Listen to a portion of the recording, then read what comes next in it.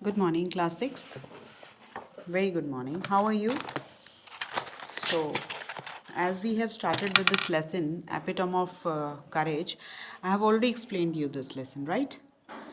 So, I'm just recapitulating this lesson again because we have done this before also. And today is 17th of November and it is Tuesday. So, I am again recapitulating this lesson. Okay, so let's get started. Epitome of courage. What do you mean by epitome? Epitome is the perfect example of a particular quality or a type.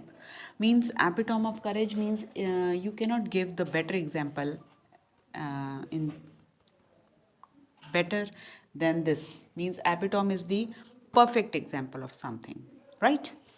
So we often tend to hide our weaknesses, disabilities, and handicaps. We do so because whenever we have some weaknesses or disabilities, we keep on moaning about that thing, that why me, why I am suffering from this thing and all that.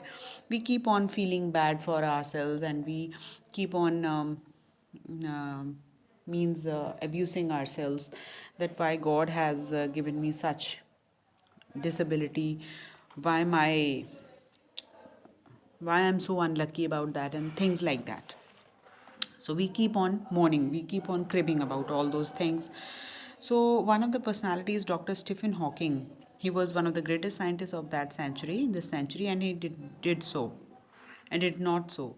And उन्होंने कभी भी, he has never mourned anything about his disabilities. Now, in spite of suffering from a very rare and dreaded disease, he was suffering from a very dreaded disease, and in spite of that, he continued his research unafraid. And that is why his exemplary courage has inspired all of us to do our best, even under the trying circumstances. So, we get inspired after reading the stories of such people, when we come to know about their adversities, and in spite of all those and adversities, they have overcome and they have tasted the success. So, exactly the 300 years after the death of the great scientist Galileo, Dr. Stephen Hawking was born in Oxford, London on the 8th day of the January. He was born in January 1942, and his parents didn't know that one day their son would be so famous. He will be called as the greatest scientist of that century, this century, sorry, and nobody had ever imagined that his mind would soar up so high into the space like light. More importantly, none could predict that he would be the very epitome of courage, and nobody have ever dreamt that he could be the perfect example of courage. What is courage? Courage is being not losing your heart even in the face of adversities. That means the courage. For me, it means that it's not only the physical courage, it means the mental courage also. It is the ability to do something that frightens one. Means अगर आपको किसी चीज़ से डर लगता है and still you do that, you perform that thing, that means you are courageous. So, courage is a wonderful thing. It is that quality which makes people do not lose heart when faced with a great calamity. Calamity is the disaster or the adversity. It would not an exaggeration to say that Dr. Stephen Hawking, a living legend of the cosmology, is the very personification of courage and hope. So, if we say that Dr. Stephen Hawking is a living legend, means he is alive and he is equally famous about that in the science of cosmology. So it will not be the exaggeration if we say that. Exaggeration is कि कोई overstatement नहीं हो जाएगी अगर हम उनको ऐसा बोलते हैं. He is a living legend of cosmology. And if we talk about the courage and hope, so the one name that comes to our mind is Dr. Stephen Hawking. So, except his mind, his whole body is bound to be on the wheelchair. As he is suffering from a very rare disease, so his whole body is bound to a wheelchair. Only his mind is working properly. Means, yes, His mind is only his mind is working properly. Yet he is one of the greatest scientists. But in spite of all his adversities and disabilities, he has never mourned that thing. He has never taken it as a hurdle in his success. So he was an average child. He grew up like a normal teenager, and he was full of mischief and lots of love for music and all and mathematics. And he was very much interested in mathematics. And like all other teenagers, he was also a fun-loving child. So the University of Oxford at that time did not have a course in mathematics, so he opted to study physics instead. So he couldn't get the mathematics course during that time, so he opted for the physics. And at the age of 17, he started noticing that there was something very awkward about his body. Very clumsy, means very awkward. And sometimes he even used to fell down for no reason. So this thing confused him, and he consulted his doctor, and he diagnosed him as suffering from a very rare disease called ALS or LOU. The name of the disease is this: ALS, LOU Gehrig's disease. It affects the nervous system, and eventually it weakens all the muscles of the body.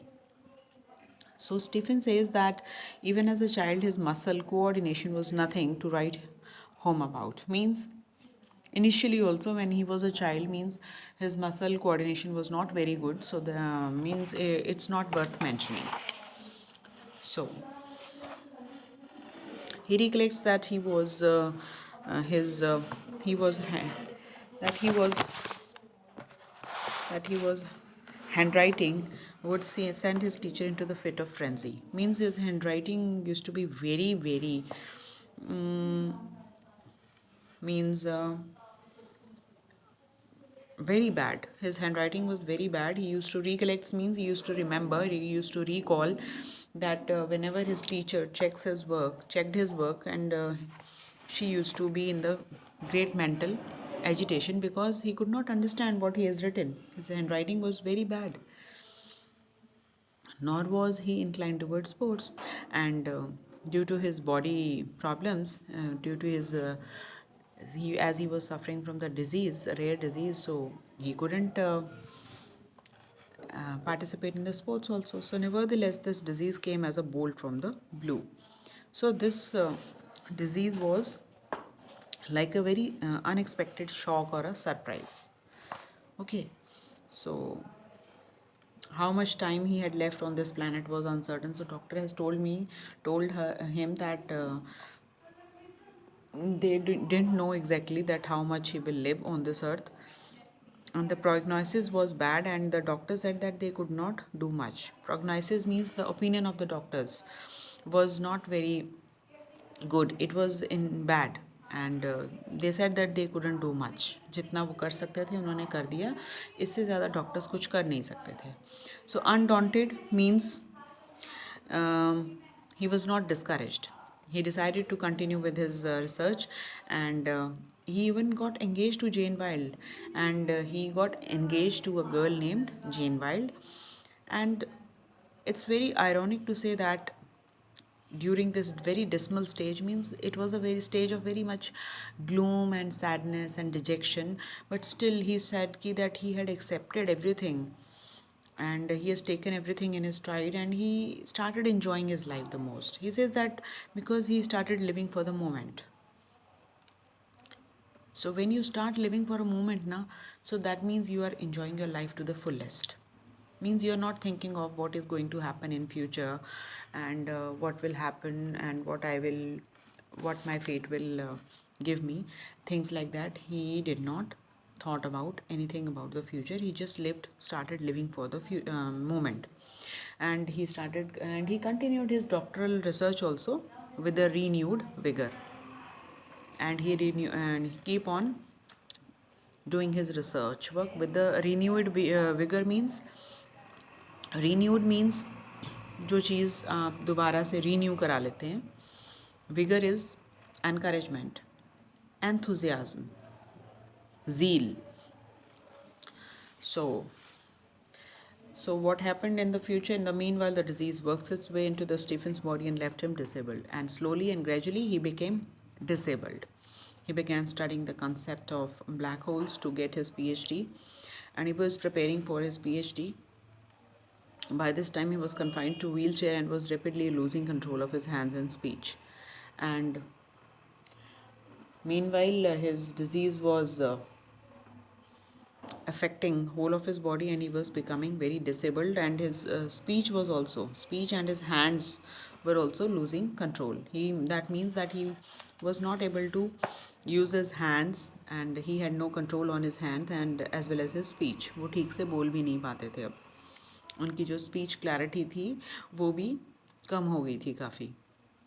The study of black holes sparked his imagination with bright ideas. So black holes is a bache, it's a region of space, right? So he was doing some research work in this, and um, this study of universe and about this cosmology, and this thing was he was means very much attracted to this field.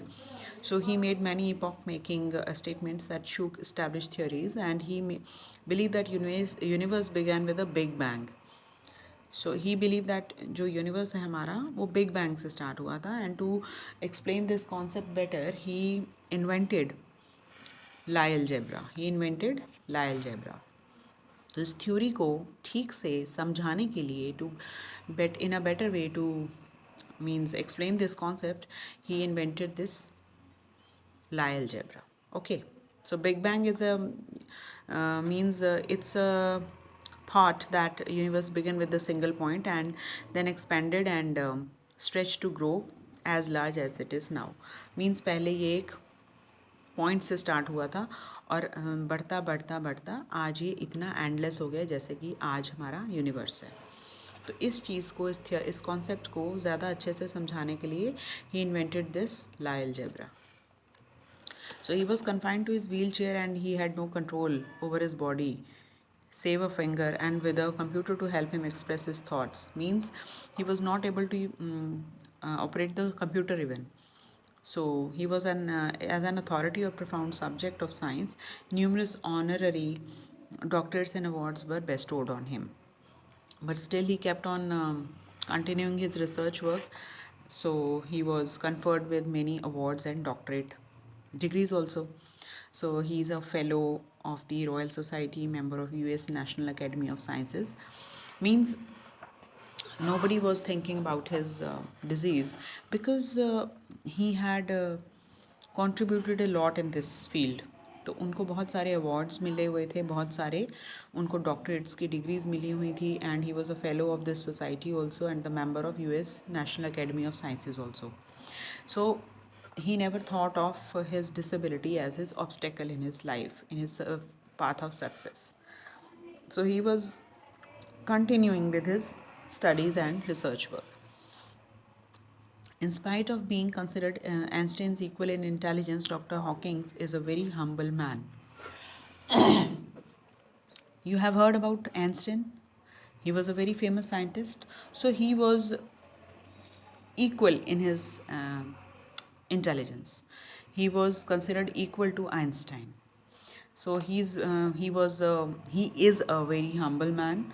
He's very simple and down to earth person. He was authored many books dealing with his awesome ideas, and he has written many books with these ideas, the studies of this cosmology.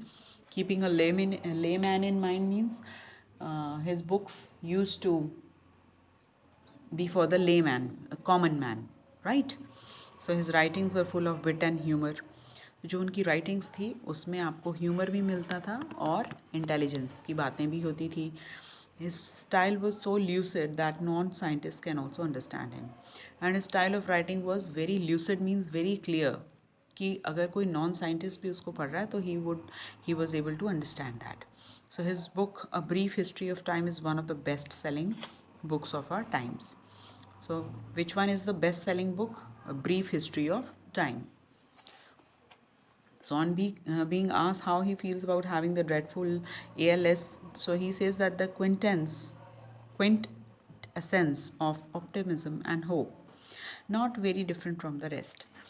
So, as he was suffering from this dreadful disease, but still he considered himself as a very fortunate, means he never considered himself to be disabled. The most um, big thing was this. So he tried to lead as normal life as others, and he never thought of his condition, and he never regretted anything in his life. He accepted himself as he was, and he firmly believes that in the next millennium science will discover the core secrets of universe, and he is very much of the uh, very much believes that